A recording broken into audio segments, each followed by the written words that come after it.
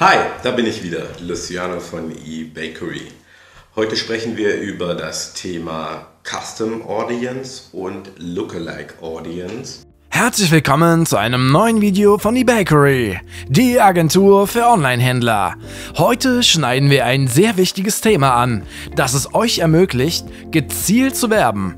Also nicht ins Blaue rein die Facebook-Ads auszuspielen und zu hoffen, dass sie schon den oder die Richtige erreichen werden, sondern mit Hilfe einer Custom Audience die Menschen anzusprechen, die auch potenziell Interesse an eurem Produkt haben. Was eine Custom Audience ist, wie ihr daraus eine Lookalike Audience erstellt und diese dann letztendlich in eure Anzeigengruppe einbindet, das erklärt euch Luciano von eBakery in diesem Video. Schaut also bis zum Schluss. Sollten euch hingegen noch andere E-Commerce und Online-Marketing-Themen interessieren, dann gibt es eine kleine Neuerung auf unserem Kanal. Wir haben für euch eine Kanalmitgliedschaft für den eBakery YouTube-Kanal eingerichtet, mit der ihr für 99 Cent Mitglied werden könnt und somit Zugang erhaltet. Dazu einfach unter dem Video auf Mitglied werden klicken, dieses noch einmal bestätigen und eure gewünschte Zahlungsmethode auswählen. Damit unterstützt ihr die Produktion unserer Videos und erhaltet zeitgleich weiteren Mehrwert in Form von Videos und wöchentlichen Livestreams. Nun gebe ich aber wieder das Wort ab an Luciano. Nun, was ist der Unterschied? Die Custom Audience ist eine Zielgruppe, die du anhand bestimmter Datenquellen, die du erzeugt hast, erstellst.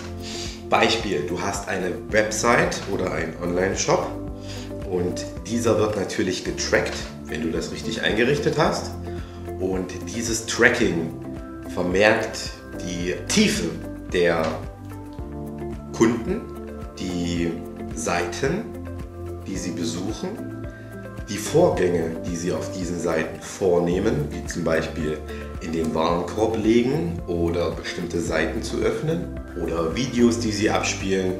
Jede Bewegung, die auf deinem Shop oder deiner Website stattfindet, wird, wenn du es richtig gemacht hast, getrackt. Was hat das jetzt nun mit einer Custom Audience zu tun? Relativ simpel. Du kannst eine Custom Audience aus diesen Personen erstellen. Das bedeutet, jeder, der auf deiner Webseite war, jeder, der etwas in den Warenkorb gelegt hat, jeder, der ein Video geschaut hat, jeder, der das Lead-Formular bzw. das Kontaktformular auf deiner Seite ausgefüllt hat.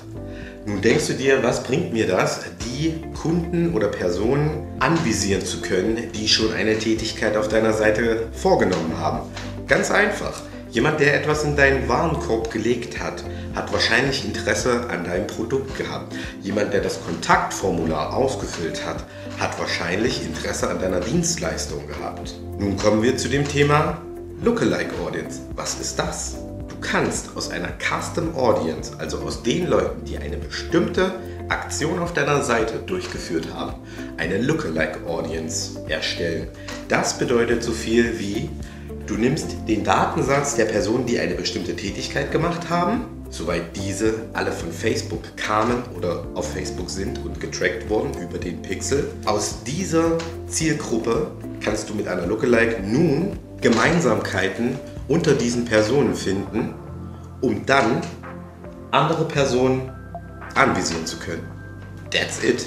Hierfür benötigst du zuallererst die Custom Audience, sprich du brauchst natürlich auch Datensätze oder Aktionen von Personen.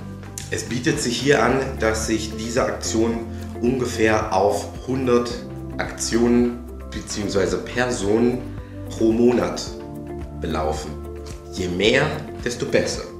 Wiederum kannst du aus diesen Personen einen gewissen Prozentsatz nehmen und diese in der Lookalike dann anvisieren. Hierbei ist es dann noch wichtig zu unterscheiden, dass wenn du die Custom Audience angelegt hast, daraus eine Lookalike Audience erstellst, ob die Personen, die schon etwas gemacht haben, noch einmal relevant für dich sind, wie zum Beispiel bei einer Online-Aktion in den Warenkorb legen oder das Produkt angeklickt, diese Person nochmal anzuvisieren, um sie zum Kauf zu bewegen, ergibt Sinn. Jemand, der aber schon ein Kontaktformular ausgefüllt hat, noch einmal anzuvisieren und du hast eine Dienstleistung, die er schon in Anspruch nimmt, ergibt dann eventuell nicht so viel Sinn. Deswegen kannst du später in deiner Anzeigengruppe, beziehungsweise ihr wisst noch, Kampagne, Anzeigengruppe, Werbeanzeige, in der Anzeigengruppe definiert ihr die Parameter, des Kunden, Alter, Geschlecht, Standort, Interessen, Demografie. Hier macht es dann Sinn zu unterscheiden. Schließe ich diese Custom Audience aus, weil sie schon Teil meines Geschäfts sind, und erstelle eine Lookalike, die außerhalb dieser Custom Audience nach Gemeinsamkeiten sucht? Oder benutze ich diese Custom Audience noch einmal? Starten wir rein. Los geht's. Willkommen zurück im Business Manager. Wir erstellen jetzt unsere erste Custom Audience. Dafür gehen wir auf Zielgruppen.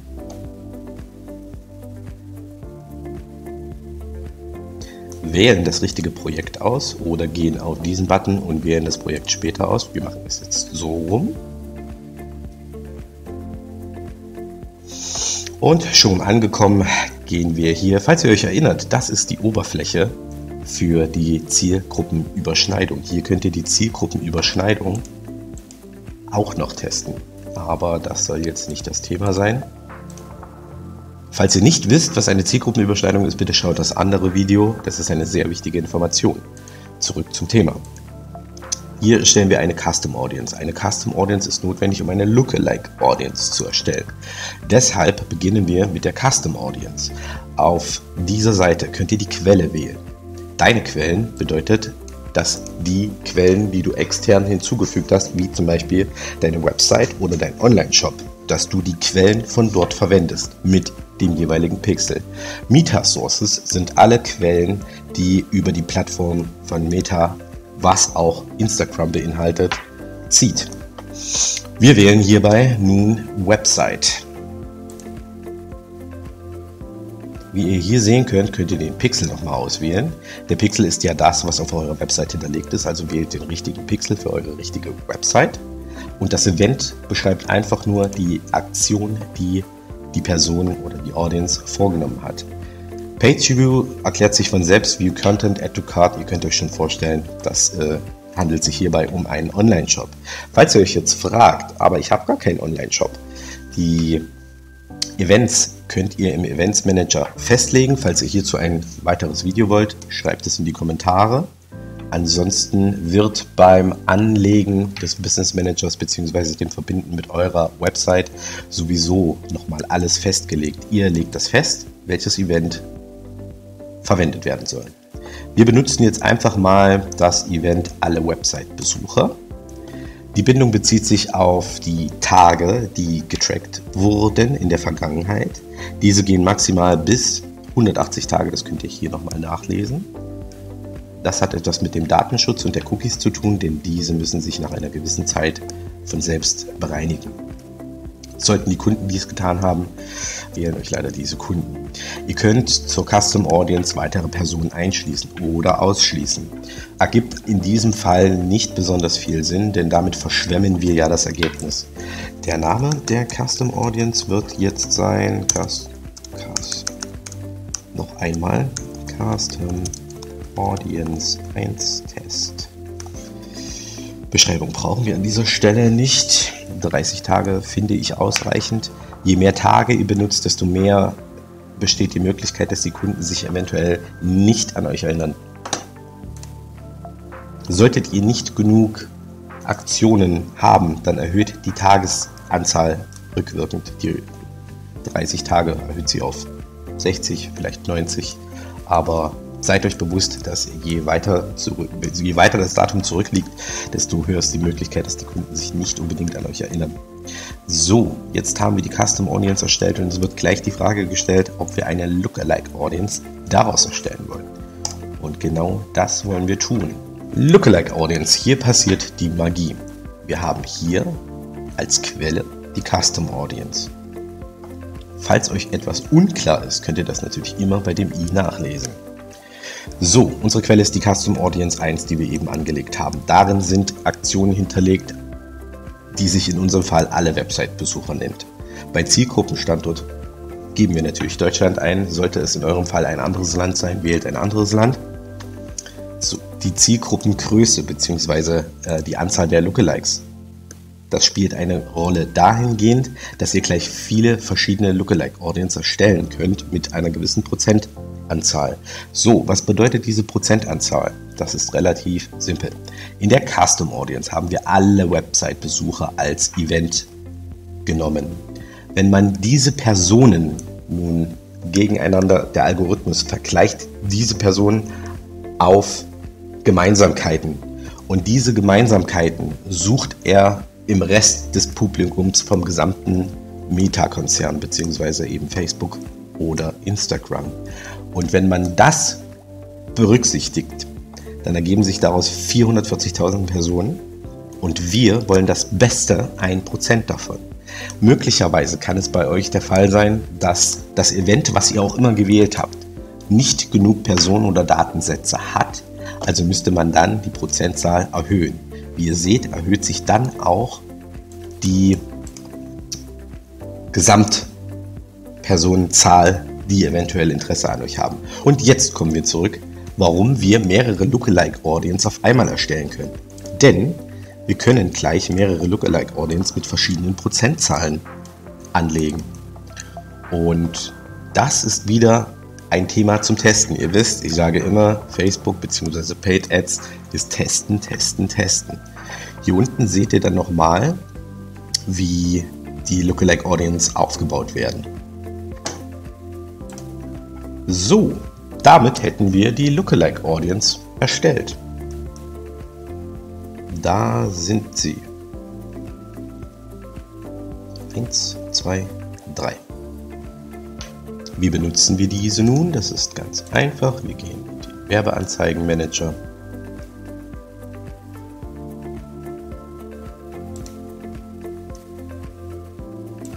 Gehen auf unsere Kampagne und benutzen unter neue Anzeigengruppe bzw. unter unserer Anzeigengruppe. Das ist übrigens schon eine Lookalike Audience, die ich auf Basis anderer Datensätze verwendet habe.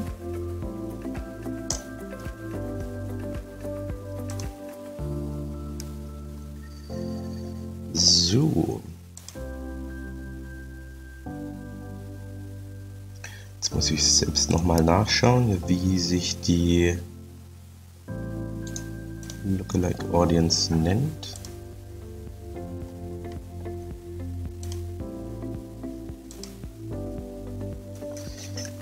Ich glaube, genau, da sind sie schon. Nun könnt ihr die verschiedenen erstellten Lookalike Audiences in die Anzeigengruppe als Custom Audience aufnehmen. Ich wiederhole nochmal, was wir jetzt gemacht haben. Wir haben eine Custom Audience erstellt. Anhand des Events bzw. der Tätigkeit, die Sie auf eurer Seite gemacht haben, wurde diese Custom Audience zu einer Lookalike Audience, um Personen mit ähnlichen Interessen bzw. ähnlichen Gemeinsamkeiten außerhalb der Custom Audience zu finden. Nun könnten wir noch so clever sein und hier ist zu differenzieren, wie ich schon sagte.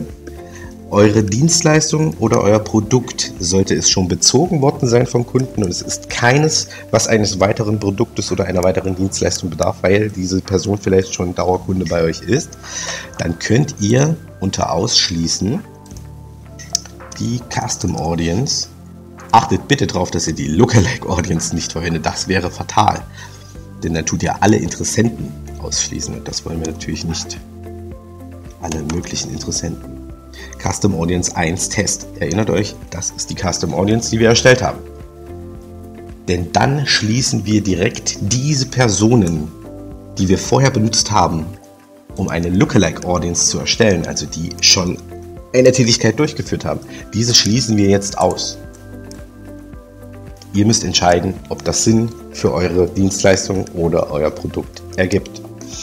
Damit wären wir soweit durch. Ich hoffe, ihr habt das Thema verstanden. Solltet ihr Fragen haben, schreibt es in die Kommentare. Wenn euch das zu viel ist, meldet euch bei eBakery. Wir helfen euch dabei, das Weihnachtsgeschäft beginnt. Ich denke, es ist nun deutlicher geworden, wieso gerade für Online-Händler das Tracking mit beispielsweise dem Facebook-Pixel so wichtig ist. Das ermöglicht euch, überhaupt erst gezielt werben zu können. Das nötige Tool nennt sich Custom Audience. Diese wird aus dem Datensatz der Website bzw. des Online-Shops erstellt und gibt euch dann wiederum die Möglichkeit, daraus eine Lookalike Audience abzuleiten. Das ist quasi die Basis einer erfolgreichen Meta-Werbekampagne. Deshalb ist es sehr, sehr wichtig, dass ihr diesen Aspekt verstanden habt. Sollte das nicht der Fall sein und sich noch Fragen ergeben haben, hinterlasst uns diese in den Kommentaren. Ansonsten helfen wir von eBakery euch bei euren Paid Ads, ob Google, Facebook, Instagram oder andere Plattformen. Wir unterstützen euch gerne dabei. Alle Infos erhaltet ihr auf der Seite oben rechts, auf der ihr dann auch einen Termin vereinbaren könnt. Wir hören uns dann in der nächsten Folge wieder. Macht es gut, euer eBakery Team.